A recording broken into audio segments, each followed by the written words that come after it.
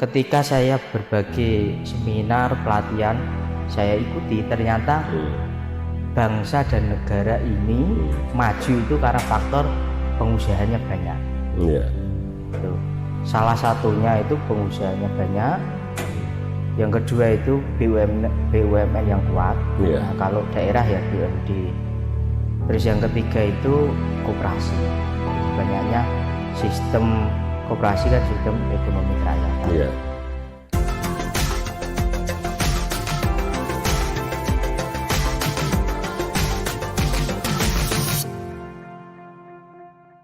Assalamualaikum warahmatullahi wabarakatuh. Jumpa lagi bersama saya Bang Kumis, kupas masalah dan isu. Saudara-saudara sekalian, hari ini saya sengaja menghadirkan anak muda, seorang pengusaha anak muda yang bergerak di bidang wirausaha, yang mulai nol anak muda ini kemudian menjadi pengusaha, yaitu es krim, dan ada jenang dan lain-lain. Kenapa saya menghadirkan seorang anak muda yang berupaya untuk kemudian menjadi pengusaha agar supaya bisa menciptakan lapangan pekerjaan.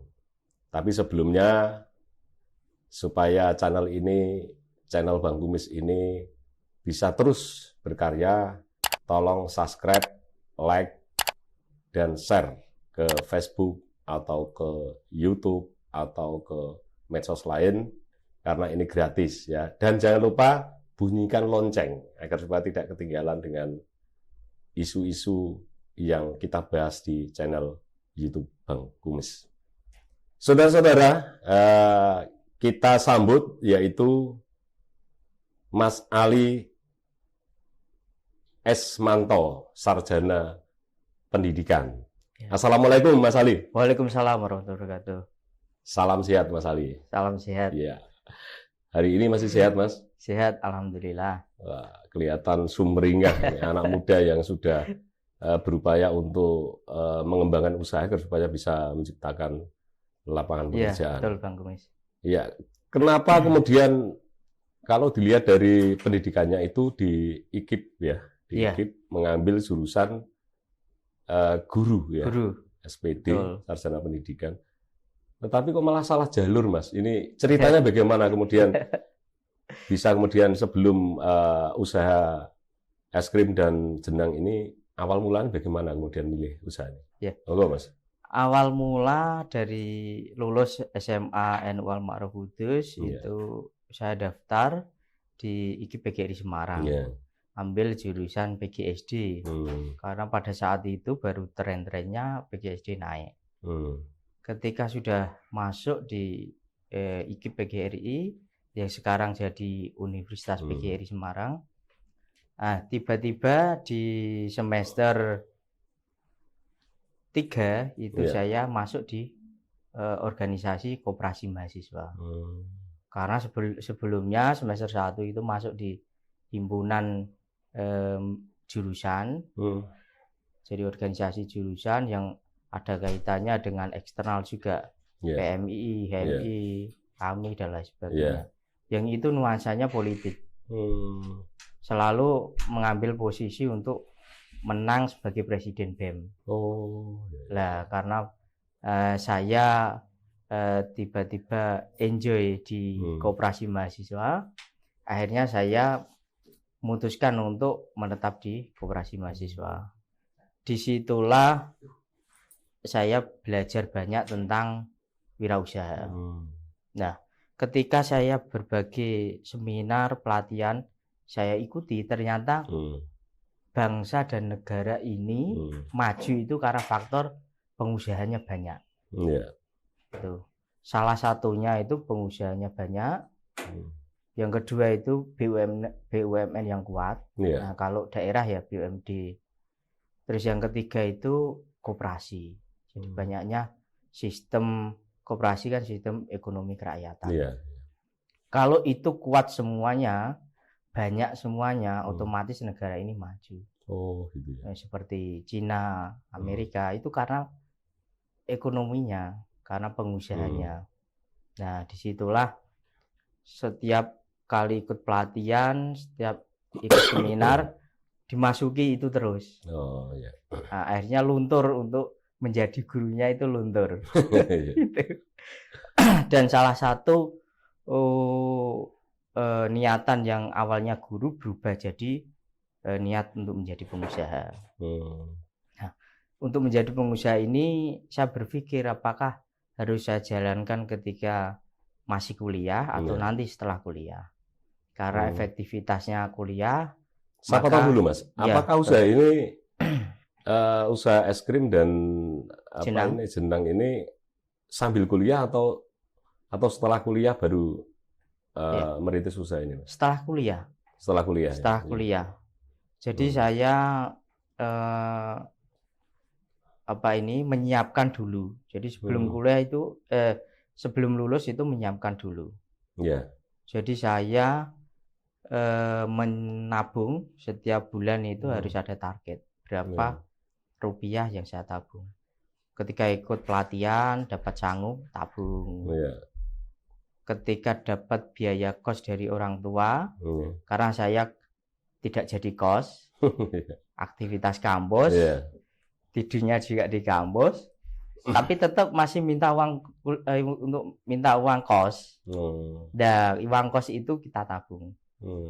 Jadi ketika lulus itu tiba-tiba punya modal. Lah modal itu saya berpikir mau usaha apa. Saya kaji dulu. Lah ketika terpikir 2015 bangun es krim itu ketika masuk di HIPMI, Himpunan Pengusaha Muda Indonesia.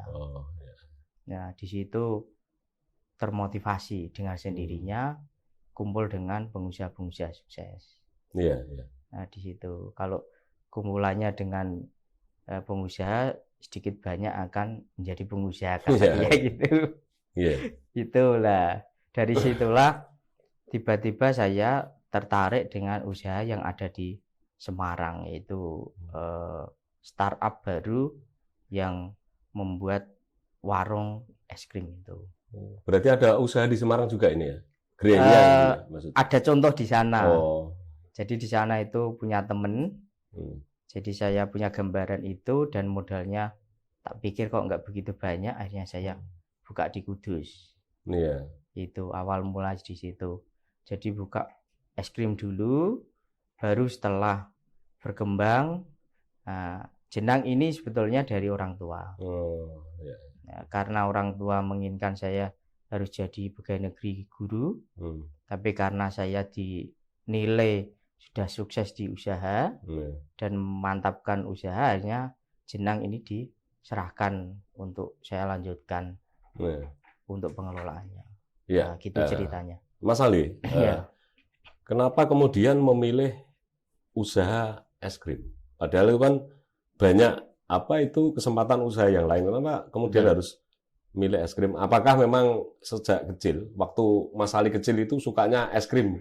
Ada histori secara pribadi atau gimana itu kemudian milih es krim? Es krim itu karena dari teman-teman yang saya survei, kebanyakan suka. Dan di Kudus itu belum ada. Gitu ya? Gitu ceritanya itu. Jadi saya buka warung es krim itu. Jadi peminatnya ketika disurvei itu tinggi dan modalnya tidak begitu banyak. Nah, akhirnya mulai dari situlah saya buka. Tertariknya di situ. Hasilnya pun alhamdulillah bisa dinikmati. Itu. Kemudian Mas Ali, untuk usaha es krim itu kan butuh tenaga, butuh karyawan. Kemudian Mas Ali itu di desa Temulus ya, teman-teman Subuh. Terus perekrutan untuk pekerja itu dari mana saja, Mas? Awal mula mendirikan usaha es krim ini saya pegang saya dan istri. Diterjun langsung dulu. Jadi dua orang itu, jenengan sama istrinya bikin sendiri dulu. Terjun langsung di lapangan. Bikin itu. Ketika sudah terjun, ini modal nekat sebetulnya. Justru sing nekat kuwi sing iso dadi, nek ora nekat malah ora iso dadi. Nekat Iya. akhirnya ketika buat sendiri, ada pelanggan, ada teman yang kita minta komentar, kritik dan sarannya. Hmm. Lah kritik dan saran itu saya sebagai bahan evaluasi. Hmm. Ketika evaluasinya es krimnya harus rasanya paten, Hmm. dan es krim ini sudah mulai diminati, Hmm. akhirnya saya konsinyasi kerjasama dengan Indofood Oh. itu. Yang di sana ada es krim cair. Oh. Itu jadi Bentuknya cair. bentuknya cair. Ya, bukan lagi es mengental itu ya. Iya. Bukan ya? Terus saya olah di Kudus. Oh, jadi bahan bakunya dari sana. Ya, gitu. supaya apa? Supaya cita rasanya ini tetap sama. Kalau buatan tangan sendiri dulunya Iya. berbeda-beda. Hmm. Hari ini, besok itu kadang beda Hmm. rasanya. Takarannya itu yang kadang kurang pas. Dari evaluasi itu akhirnya saya tetapkan untuk kerjasama dengan Indofood. Jadi disuplai produk dari sana. Nanti kalau barangnya sudah sampai Kudus, biayanya saya transfer. Gitu. Jadi kalau orang ke Rajani es krim itu ya melihat rasanya sama terus, enak karena kualitas. Iya. Kualitas dari Punya ciri khas untuk rasa ya berarti ya. Iya, betul. Kemudian untuk pemasaran Mas Ali, sekarang melalui apa? Apakah door to door atau melalui apa online atau bagaimana cara pemasaran? Es krim itu kan bentuknya warung. Oh gitu ya. Jadi orang langsung ke sana, nanti disodorkan menu. Pengen es krim yang original, apa es krim yang ada kombinasinya buah, es krim kombinasinya Oreo, atau es krim kombinasinya dengan roti dan sebagainya. Banyak menu-menu yang sekarang saya tampilkan. Dan di sana juga bukan hanya es krim sekarang, ada mie, mie goreng, mie godok, spaghetti, ada kue tio, terus ada mie ramen, terus ada teh, kopi, terus ada susu.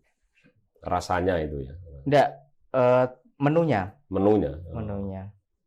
Ada kopi, ada teh, ada susu, terus ada mie. Banyak sekarang menunya. Ada siomay, terus ada batagor. Sekarang berkembang ke sana. Oh gitu ya. Jadi banyak menu yang ada di Rajani es krim. Setelah setiap bulan kita evaluasi. Dan evaluasi terakhir ada yang mengasih masukan dan saran untuk menu makanan berat. Itu yang baru saat ini baru kita kaji efektivitasnya untuk makanan berat yang ada di sana. Iya. Gitu. Mas Ali, ya. Untuk usaha es krim atau ada jenang juga, bagaimana menghadapi musim pandemi di Kudus? Karena di Kudus ini belakangan kan peningkatan yang terpapar virus corona ini semakin meningkat, kemudian ada pembatasan kegiatan, baik itu yang berjualan, kalau ini kan ada dampak. Apakah usaha es krim ini kemudian Mas Ali tidak ada dampak itu atau ada dampak? Monggo Mas. Ya, untuk usaha es krim, jenang semua ada dampaknya. Ya, karena berkaitan dengan konsumen. Ketika ada dampak yang kita hadapi ini, tetap kita bisa bertahan. Belajar supaya bisa bertahan. Gitu. Ya, dengan cara apa? Dengan cara kita planningkan jauh-jauh hari sebelum COVID ini. Jadi ketika ada hasil yang cukup, kita tabung untuk subsidi silang ketika kondisi-kondisi seperti ini. Gitu ya. Jadi kenapa es krim sudah persiapan dulu? Karena dari sejak 2015 itu kan mengalami musim panas dan musim hujan. Ketika musim kemarau itu rame. Ketika musim penghujan agak turun. Itu sebagai bahan evaluasi ketika musim kemarau persiapan untuk nahan dana cadangan untuk kebutuhan suplai di musim penghujan supaya tetap eksis buka terus. Itu kemudian kuat berapa hari, Mas? Apakah kan es itu kan mudah mencair. Apakah harus ada apa itu semacam freezer? Freezer itu untuk menampung itu, Mas? Ketika ada di freezer itu bisa bertahan 1 tahun. Kuat 1 tahun. Kuat 1 tahun. Tidak mempengaruhi rasa, kemudian tidak basi, kemudian nanti ada bakteri enggak ya? Enggak. Kecuali kalau beku mencair itu cepat basi. Kalau selama di freezer aman. Sekarang sudah ada berapa grade, Mas, atau toko-toko penjualan itu? Sekarang ada 2 yang di Kudus. Di Kudus, semua di Kudus. Semua di Kudus. Sebetulnya tahun 2020 kita ekspansi ke Jepara dan Pati. Tapi karena 20 kita lihat COVID-nya masih, maka belum berani. Gitu. Lebih baik 2 ini kita pertahankan, kita tetap jalan, dan kita kadang promo dengan masyarakat Kudus supaya tetap ada yang beli di es krim. Kita juga masuk ke Grab. Grab juga ya? Grab juga. Jadi yang tidak bisa ke es krim bisa lewat Grab. Tapi melayani yang kalau Grab di seputaran Kudus ya? Apakah sudah keluar? Kalau jauh jaraknya bisa mencair. Terlalu jauh ya? Terlalu jauh mencair. Kalau dari Kudus sendiri itu kayaknya enggak mencair. Kalau langsung diantar ya. Gitu ya. Iya. Kemudian di musim pandemi ini omset kemudian apakah masih flat, menurun, bahkan apa meningkat di musim pandemi kayak gini? Musim pandemi ini naik turun. Kemarin itu ketika habis Lebaran persis 2 minggu sebelum COVID meningkat, itu ramainya bukan main. Malah gitu ya? Itu pada waktu kupatan, antara sebelum kupat dan setelah kupatan, itu ramainya bukan main. Setelah itu turun lagi kondisi COVID ini. Memang mempengaruhi juga COVID ini. Gitu ya? Ya, termasuk di Jenang juga kita kan pemasarannya ke luar kota, ke tempat pariwisata, ke pusat oleh-oleh, swalayan, terminal. Jadi pengaruh juga ketika COVID meningkat, pariwisata ditutup ya, Jenang termasuk secara kena otomatis dampak. Gitu. Di Jenang juga karena saya dipasrahi ibu untuk melanjutkan usaha Jenang, saya kembangkan dengan produk madu mongso. Madu mongso itu produk baru ya? Produk baru. Madu mongso itu terkenalnya Madiun sebetulnya. Itu kita mulai. Tapi saya potong, Mas. Ya. Kalau kita lihat dari apa itu sejarah di Kudus itu, sebenarnya Jenang itu kan memang peninggalan wali ya. Dulu itu kan yang mencetuskan, kemudian ada Jenang itu kan Sunan Kudus sebetulnya. Jikalau Kudus ini kemudian memang ada usaha Jenang itu malah pas itu sebetulnya. Kalau es krim ini justru malah hal yang baru karena di Kudus tidak ada sejarah Wali Songo itu membuat es krim. Tapi ini menarik, Mas. Tapi sebelumnya minum dulu. Minum dulu. Kita bahas minum dulu. Iki Faizin sing apa nggawe kopi malah apa iki? Enggak, ini gelasnya malah gelas terang benderang ya. Kalau enggak pakai gelas yang putih ya parah ya. Sutradara gimana gitu. Nah, kalau Jenang ini menarik, kita ulang lagi, Mas. Siap. Karena Jenang ini memang ada sejarah ya, ada historisnya bahwa Kudus ini memang ada Sunan Kudus yang dulu itu mengajari tentang pembuatan Jenang. Nah, kalau Jenang ini nanti kemudian pemasarannya sampai mana saja, Mas? Pemasaran kita sampai ke wilayah Jawa Tengah, Jawa Timur, Yogyakarta. Untuk kota-kotanya yaitu mulai dari Demak, Semarang, terus Sudah jauh ya. Pekalongan, terus Magelang, Solo Raya, terus Jogjanya sendiri sampai ke Gunung Kidul. Terus Jawa Timur itu meliputi Malang, Kediri, Ngawi, Madiun, Trenggalek, Ponorogo, Pacitan, Tuban, sekitar itu. Iya. Mas Ali, kenapa saya tertarik dengan saya menghadirkan jenengan? Karena selama ini obsesi orang tua terhadap anaknya itu untuk kuliah, untuk sekolah itu kan hanya berputar pada profesi, masuk PNS, ya, masuk yang jenisnya pegawai-pegawai, baik itu swasta maupun negeri. Nah, jikalau pola pikir anak muda dan orang tua ya, khususnya yang notabene adalah pengarah daripada anak-anaknya, kemudian berwirausaha, itu kemudian bisa menciptakan tenaga kerja baru. Beda ketika misalnya jenengan jadi guru, itu kan hanya ansih menjadi guru. Tidak bisa menciptakan lapangan pekerjaan. Nah, ini menarik. Kalau ini dikembangkan, nanti yang nonton juga bisa belajar dari apa yang menjadi usaha dari Mas Ali, kemudian nanti Indonesia secara ekonomi tambah maju. Betul. Nah, bagaimana tanggapan Mas Ali berkaitan dengan kebijakan pemerintah, kaitan dengan para wirausaha, apalagi yang wirausaha muda yang punya niatan untuk ikut program pemerintah yaitu menciptakan tenaga kerja. Monggo Mas Ali. Oke. Peran pemerintah sebetulnya bisa memfasilitasi bagi pengusaha-pengusaha. Ya, artinya gini. Dari segi ketersediaan bahan baku. Itu supaya tidak ada inflasi naik turun. Harganya. Terus yang kedua terkait dengan perizinan. Apa sekarang perizinan sulit, Pak? Perizinan itu bukan sulit, tapi pola pikirnya pemerintah itu masih lama prosesnya.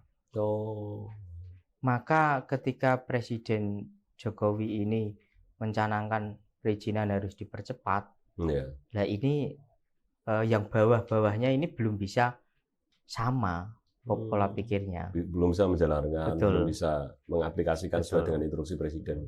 Nah, di kepemimpinannya Pak Jokowi ini banyak kader-kader dari HIPMI itu masuk ke kabinet, termasuk yang Menteri Investasi itu mantan Ketua HIPMI Pak Bahlil itu mantan Ketua HIPMI Pusat, itu mencanangkan perizinan harus dipercepat.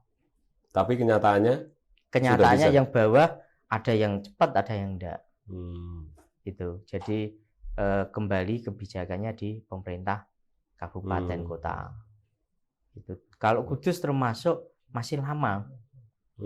Masih lama ya. Karena saya ngurus perizinan di Kudus itu prosesnya masih lama, seperti dulu, masih seperti dulu.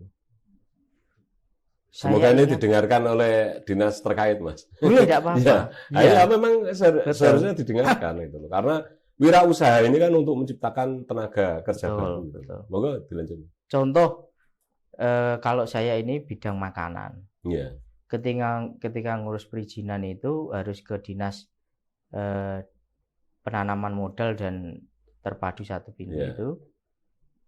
Setelah dari situ baru ke hubungannya ke makanan dan minuman, ke dinas kesehatan. Di dinas perizinan itu sekitar 2 minggu sampai 1 bulan. Di dinas kesehatan untuk mendapatkan sertifikat keamanan pangan itu butuh waktu bisa jadi 3 bulan sampai 6 bulan. Lama sekali ya. Karena bagi saya kalau dievaluasi itu prosesnya harus dirubah. Contoh, ketika kita daftar di dinas perizinan Kudus, ditampung di sana, persyaratannya apa saja yang ada kaitannya dengan dinas kesehatan Kudus, maka langsung daftar di dinas kesehatan Kudus, tapi tetap sama-sama jalan, jangan saling nunggu. Seharusnya seperti itu. Di dinas kesehatan selesai, perizinan baru jalan. Iya. Jadi nunggu di kesehatan berapa bulan, perizinan berapa bulan, lama. Harusnya sama-sama jalan, Akhirnya kumulatif selesai untuk selesai perizinan sampai. cepat. Nah, Gitu. itu kalau nggak bersamaan, artinya saling menunggu, itu Iya. kemudian butuh waktu berapa itu perizinan? Kurang lebih 6 bulan. 6 bulan ya. Gitu. Ada yang sampai 1,5 tahun. Wih. Gitu untuk yang minuman air mineral itu. Itu yang pernah saya ngobrol itu gitu. Lah, evaluasinya harusnya di Dinas Kesehatan kalau Iya. makanan minuman. Kalau sudah daftar di sana pengen mendapatkan sertifikat keamanan pangan, yang dibutuhkan kan sebetulnya uji lab. Uji lab sendiri sudah 2 minggu. Iya. Terus setelah selesai uji lab, dari Dinas Kesehatan itu menunggu 30 orang baru dibuatkan. Oh, Surat. jadi nggak satu diproses, dua Enggak, diproses ya? itu yang Nah, itu ya repot. buat lama. Sebetulnya langsung diproses. Itu. Iya. Nah, itu dari evaluasi dari Dinas Kesehatan sebetulnya itu. Iya. Satu harus diproses, walaupun nanti setelah selesai, kapan UMKM ini mau dikumpulkan. Nah, prosesnya yang lama itu uji lab selesai, daftar, nunggu 30 orang, dikumpulkan, baru dibuatkan surat keamanan pangan. Lama jadinya. Itu. Kalau ngumpulkan itu kapanpun bisa. Tapi surat sertifikat keamanan pangan ini harus keluar dulu. Supaya di Dinas Perizinan langsung jalan. Langsung diproses. Yang dibutuhkan kan itu di Dinas Perizinan. Makanan dan minuman ini sudah sertifikat aman untuk dikonsumsi. Langsung dibuatkan perizinan. Nah, harapan saya bisa sama-sama jalan. Gitu ya. Itu jangan saling nunggu. Gitu Iya. lah. Ketika HIPMI pusat itu mengadakan rakernas itu, saya dengar cerita dari Pak Jokowi. Dulu ngurus izin kayu, usianya Pak Jokowi itu ngurus untuk di luar negeri di Uni Emirat Arab, itu butuh waktu 2 jam selesai. Di Indonesia sampai berbulan-bulan.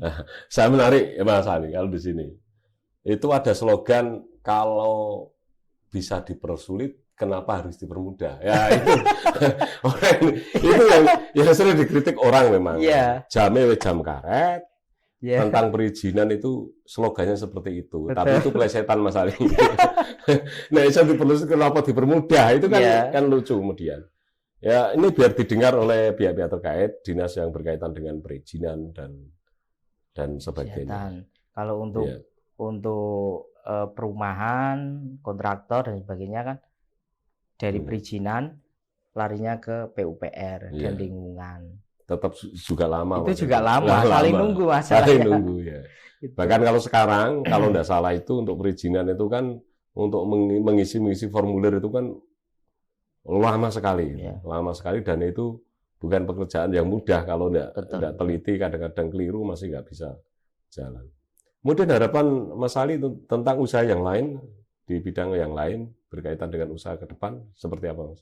Harapannya tentu pemerintah ini harus bisa memberikan kecepatan Iya. dalam hal perizinan, dalam hal infrastruktur, dalam hal lain, supaya UMKM maupun usaha pengusaha ini bisa meningkat, Iya. bisa naik, didorong.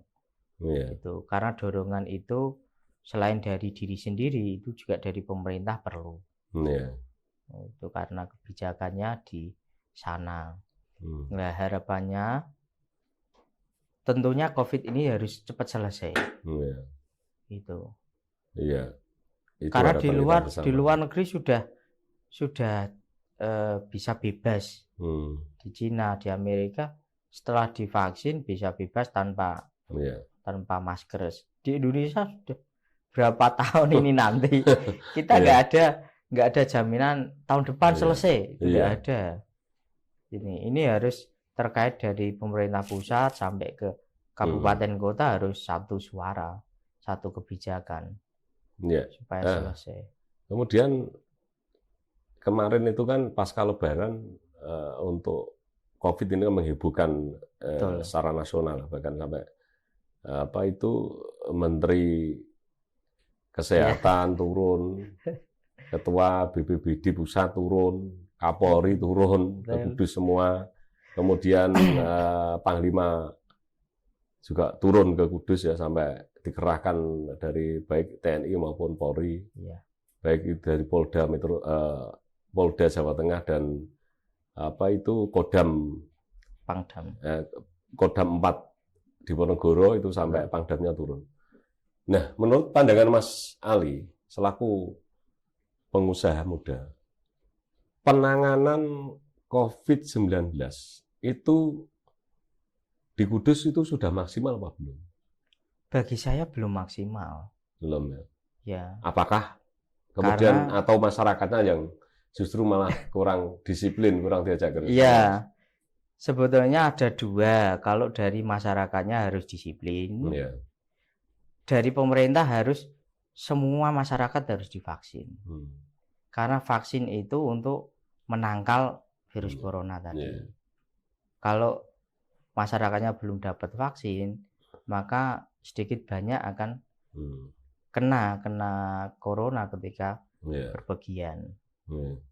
Nah, untuk vaksin sendiri yang saya rasakan itu, karena saya sudah divaksin, itu harus datang ke puskesmas.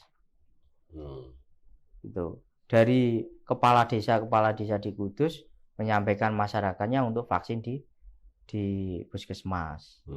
Tapi tidak ada dorongan, ayo harus vaksin semua. Tidak ada. Kalau menurut dari HIPMI itu menyarankan pihak puskesmas turun ke desa-desa. Biayanya lagi masih Mas. Itu. Kalau jadi desa-desa. masyarakatnya harus divaksin semua. Atau dari pengusaha-pengusaha di Kudus, misalkan dari Jarum. Sudah kayaknya kemarin itu yang dari Pura. Itu efektif. Karena nanti tenaga kerjanya dapat semua. Gitu. Nanti dari misalkan dari UMKM punya 2 orang atau 5 orang tenaga kerja, vaksin semua. Dan nantinya ketika sudah divaksin akan bisa menangkal virus corona itu. Nah, kalau itu sudah selesai divaksin semua, maka harapannya ekonomi akan bangkit. Karena saya melihat itu seperti di Solo itu dipercepat karena vaksinnya itu. Kalau di sini belum apa-apa. Jadi ada masyarakat seperti sales saya ya kirim ke Solo, ke Surakarta itu dari Pak Wali Kota Pak Gibran. Ke sana mau nginep di hotel harus ada tes PCR. Ketat ya. Mau masuk ke Solo harus punya tes itu. Supaya benar-benar tidak membawa virus ke sana. Kudus harusnya seperti itu juga. Itu di perbatasan. Bukan hanya di Tanggulangin, tapi harus di perbatasan sana, Pati, perbatasan Jepara juga harus dikasih tes itu. Kemudian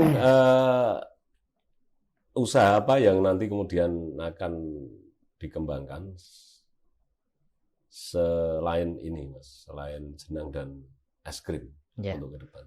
Untuk kedepannya ini saya akan merekrut tenaga kerja di bidang yang khusus, misalkan admin, terus manajemen bidang pemasaran, manajemen di bidang online, terus manajemen untuk SDM. Ini akan saya rekrut tenaga kerja baru. Rencananya kemarin sebetulnya tahun 2020, lagi-lagi karena ini belum berakhir, ada COVID itu ya. Ada COVID, saya tunda. Karena harapan saya ketika manajemen ini sudah terbentuk, nanti kita akan naik kelas. Itu. Ketika naik kelasnya itu mungkin bisa tambah produk Iya. yang untuk jenang dan madu mongso. Untuk yang es krimnya tambah outlet. Harapan saya itu. Kalau sudah terbentuk sistem, Iya. ini nanti ketika tambah usaha, tambah berkembang, tidak akan jatuh. Harapannya kan seperti itu. Iya. Nah, maka sistem dulu kita benahi. Mas Ali, Ya. suka dukanya dalam berusaha, merintis usaha Betul. itu apa saja, Mas? Ini kan perlu Betul. masyarakat tahu, biar nanti Iya. banyak belajar dari seorang Ali Esmanto yang sudah sukses di usia muda itu. Suka dukanya dulu itu kalau belum memulai itu bingung. Belum memulai usaha bingung. Iya. Ini nanti saya mau usaha apa? Iya. Terus tempatnya di mana? Terus yang kerja siapa? Itu bingung. Tapi kalau langsung dimulai, ketika kita punya modal, kita mulai usaha terjun, sambil bertahap, sambil evaluasi, kita jalan. Pertama memang harus nekat dimulai dulu. Ya, bahkan ada pepatah mengatakan usaha yang sukses itu apa? Usaha yang sukses itu ya mulai usaha. Mulai gitu. dulu. Jangan dibicarakan, tapi dimulai kan gitu. Gitu. Setelah itu baru bisa merasakan. Oh ternyata rame, ya ternyata sepi. Nah, suka dukanya ya itu. Ketika rame, hasil melimpah, jangan foya-foya. Itu harus bisa berpikir jangka panjang. Ketika nanti sepi, backup dananya dari mana. Nah, maka ketika rame harus berpikir untuk pengembangan. Ketika sepi harus berpikir untuk bagaimana kita bisa bertahan di kondisi yang seperti ini. Itu suka dukanya di situ.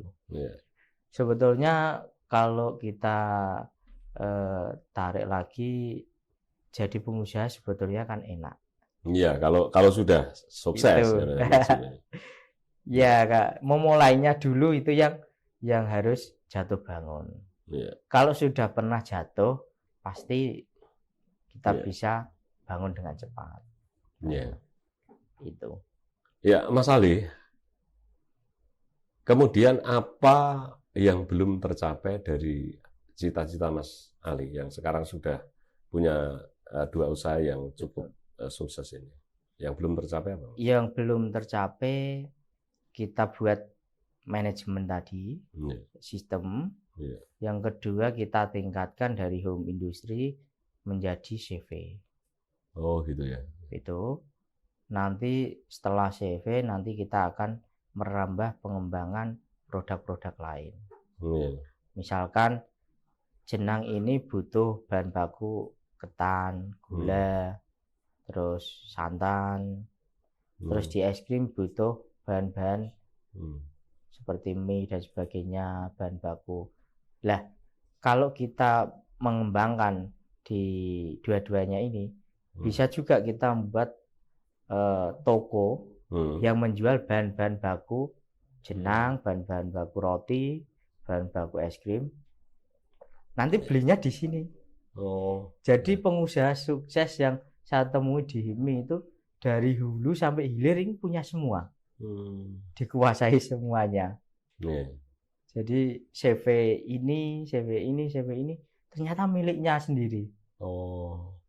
Jadi misalkan jenang beli bahan bakunya dari toko ini. Toko ini miliknya sendiri. Terus untuk mika plastik punya sendiri. Bahkan punya produksi sendiri. Produksi tepung, produksi santan sendiri. Nah, nanti pengembangannya saya pengen dari hulu sampai hilir ini punya semua.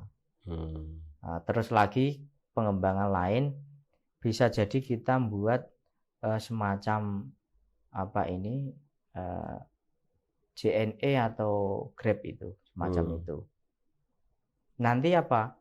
Selain produk dari saya sendiri dikirim melalui paket-paket itu, juga orang lain bisa ngirim lewat paket Itu. Iya. Toko pun Iya. pun selain dari saya sendiri Hmm. beli di toko itu, masyarakat kan bisa beli di sini. Iya. Gitu. Jadi dari hulu sampai hilir ini harus punya semua. Iya. Kemudian untuk pemasaran, Mas, pemasaran es krim, kemudian ada jendang itu juga di medsos juga ya, di Medsos juga medsos ada. juga ya, Ya, melalui Facebook atau Facebook, YouTube, Instagram, Mas. Google juga bisa Bisa ya. dibuka. Jenang Kudus Armina itu di Hmm. Google juga ada, di Iya. Instagram ada, Facebook juga ada. Iya. Terus di es krim, Rajane es krim itu juga muncul di Iya. Instagram. Sebetulnya media sosial itu banyak saya gunakan untuk menampilkan produk, Iya. bukan sering untuk jualan, bukan. Bukan ya, untuk Gitu. promosi ya. Betul. Kalau jualan ya efektifnya di Bukalapak itu juga punya. Iya. Saya juga ada produk di sana, jual sana. Iya. Terus di mana? Shopee. Nah, kalau jualan di situ. Kalau Instagram itu untuk sarana Iya. promosi, sarana untuk menyampaikan informasi. Iya. Efektifnya itu. Dan orang-orang taunya juga dari Google, dari Instagram itu tahu bahwa di Temulos ada produksi jenang Armina. Iya. Nah, gitu. Ya, tentu di pandemi COVID-19 ini kan kemudian omset kemudian berkurang. Nah, biasanya sebuah perusahaan itu kalau omset berkurang, secara otomatis income juga berkurang. Apakah masih tetap bisa jalan di masa pandemi ini? Iya. Untuk es krim Hmm. itu di masa pandemi tenaganya yang kita kurangi. Oh, gitu ya. Jadi yang satu orang ini biasanya berangkat terus. Iya. Nah, kita kasih jatah 4 kali berangkat dalam 1 minggu. Iya. Ada yang 3 kali dalam 1 minggu berangkat. Yang hari-hari lain libur. Jadi saya kurangi supaya pengeluarannya sama pemasukannya Menekan biaya itu minimal pengeluaran ya. sama. Gitu ya. Minimal sama. Jangan sampai lebih banyak pengeluarannya, apalagi misalkan pengeluarannya 10, pemasukannya 3. Iya. Jauh banget. Iya. Kalau pemasukannya 3, minimal pengeluarannya 4 atau 3 Iya. atau maksimal 5, walaupun minus, tapi nanti di hari Sabtu Minggu kadang plus. Nah, gitu. Jadi kita kurangi seperti itu. Untuk yang jenang ini kita efektifkan bagaimana bisa kita menekan biaya untuk tenaganya. Ya melalui itu tadi pengelolaan. Dan kita kembangkan nantinya lebih efektif order kirim. Bagi yang mau order nanti produk kita kirim. Iya. Gitu. Supaya tidak berkerumun atau bertemu. Nah, kita model sistem itu yang kita efektifkan di masa pandemi ini. Iya, iya.